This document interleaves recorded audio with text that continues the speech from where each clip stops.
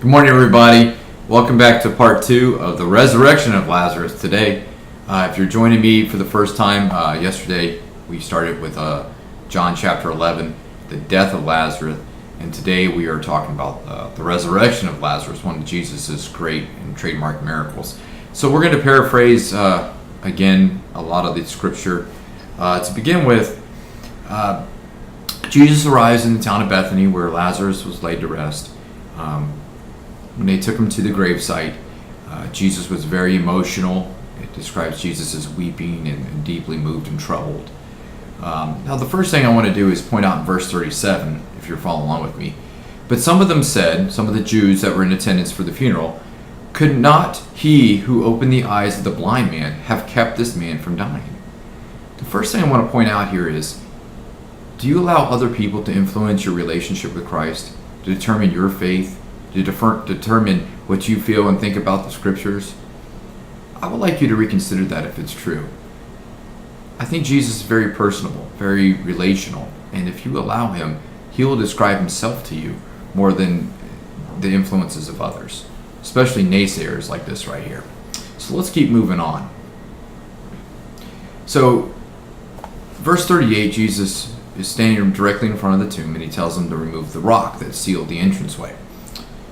And Martha, one of the sisters, remarks that to Jesus that there's an extremely bad odor where he's been in the grave for 4 days, which is to be expected. Now, I want to remind you of something. Jesus didn't come there to weep. He came there to do a miracle.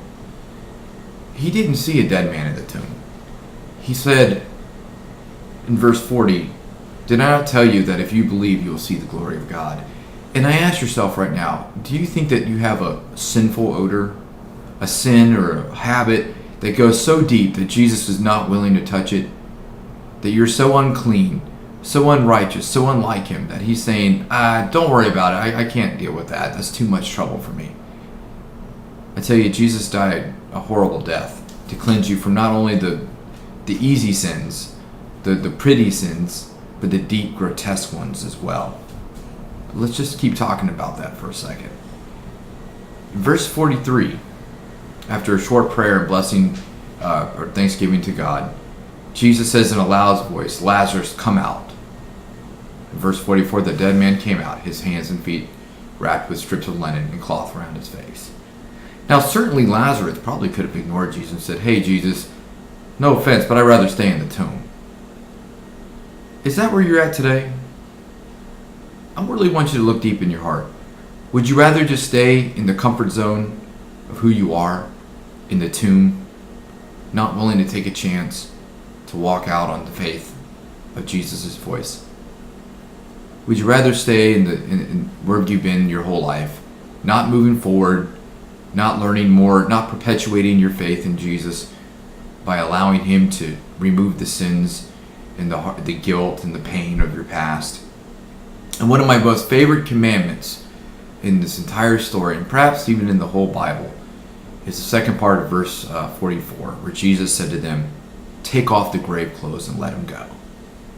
See, I see this as a symbolic way of saying, I don't want sin to even have a remote presence in your life, even an incidental, minute part of your life. I want even the grave clothes stripped away. I want you running free.